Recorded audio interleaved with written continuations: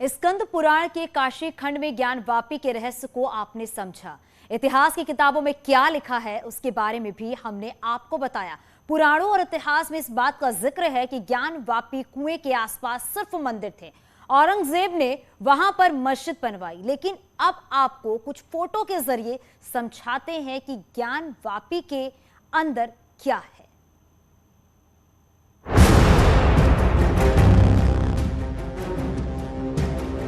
काशी पर पहले मोहम्मद गौरी ने हमला किया, फिर औरंगजेब ने ज्ञानवापी मस्जिद बनाया।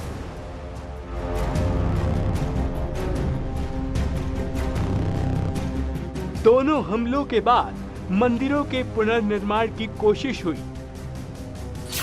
मोहम्मद गौरी के हमले के बाद 15वीं सदी में राजा टोडरमल ने मंदिर का जीर्णोद्धार करवाया और औरंगजेब के हमले के बाद साल 1780 में इंदौर की महारानी अहिल्याबाई होलकर ने काशी के मंदिर का पुनर्निर्माण कराया।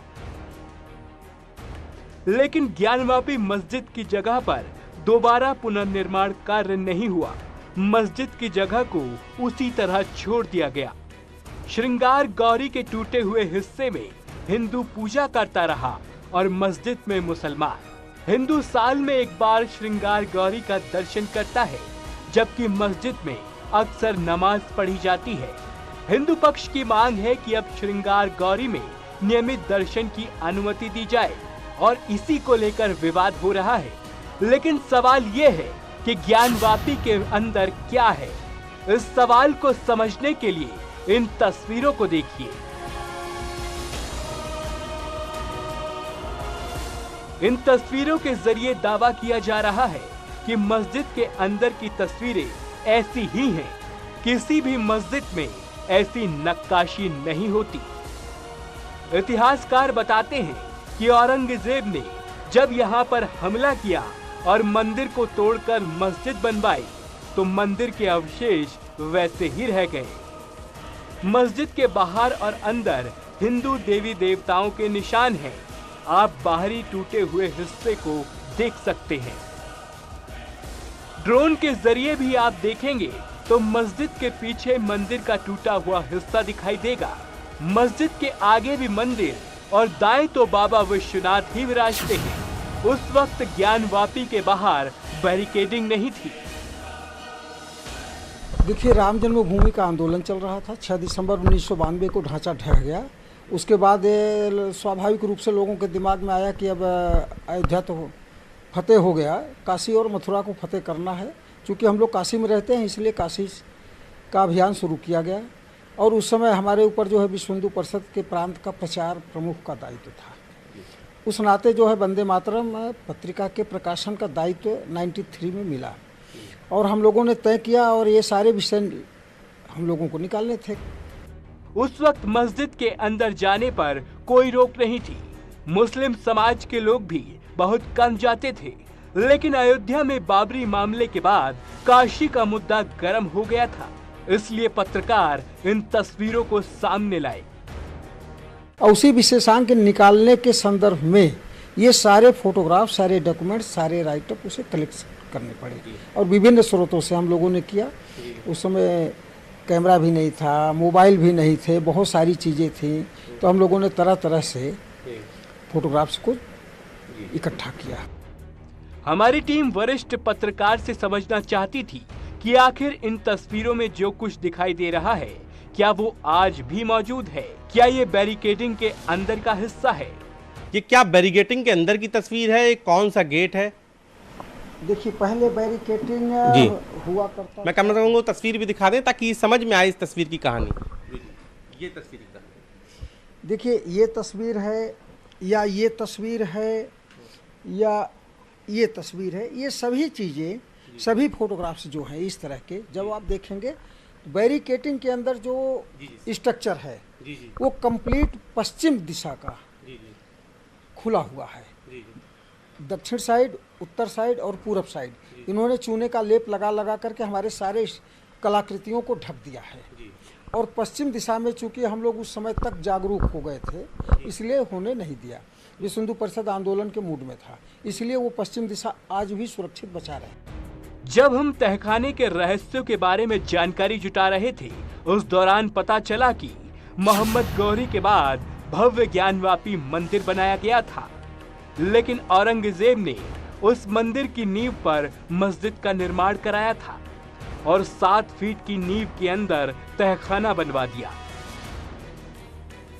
तहखाना देखिए, जब मंदिर का लेआउट और प्लान बना 1669 में टूटा था, 1585 में ये मंदिर जो है फिर से बनवाया गया था राजा टोडरमल के सहयोग से।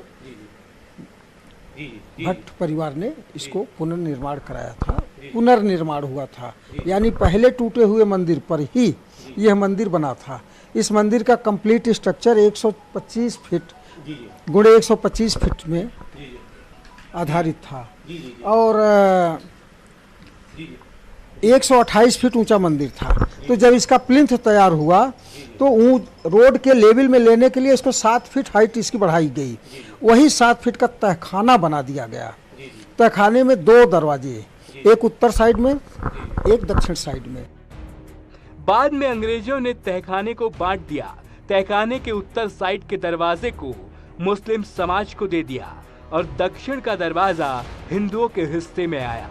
दक्षिण दरवाजे से ही व्यास परिवार तहखाने में जाता था। खाने में हम लोग गए हैं व्यास जी के पास, उसकी उस समय चाबी रहती थी, अब तो चाबी जिलाधिकारी के पास है। लेकिन तहखाने में केवल टूटे फूटे हमारे उस स्ट्रक्चर जो हमारा मूल ढांचा था ध्वस्त हुआ, उसके पत्थरों के अवशेष हैं, छोटे बड़े सब उस पर रखे हुए हैं। और वही जो है उसमें जो इस कलाकृतियाँ दिखती हैं उन पत्थरों में, वही वर्तमान में जो अभी मौजूद है ढांचा, वो सारी कलाकृतियाँ उसमें बनी हैं।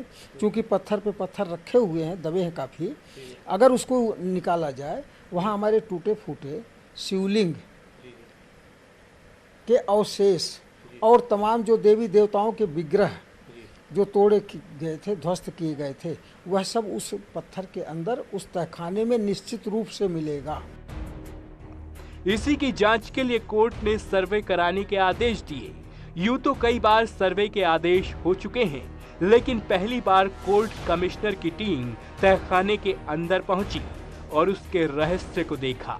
न्यूज़ 18 की टीम ने उस वीडियोग्राफर की भी तलाश कर ली जो 6 मई को कोर्ट कमिश्नर की टीम के साथ वीडियोग्राफी करने गए थे। गणेश जी, आप लोगों ने एक दिन का सर्वे कर पाए थे, दूसरे दिन गतिरोध हो गया था, विरोध हो गया था।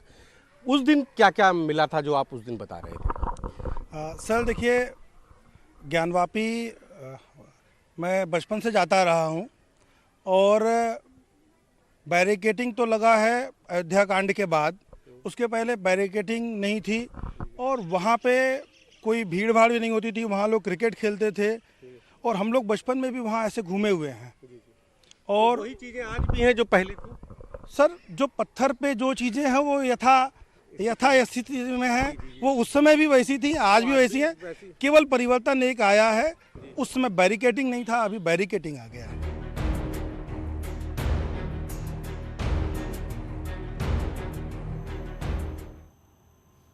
तो इसी रहस्य का पता लगाने के लिए सर्वे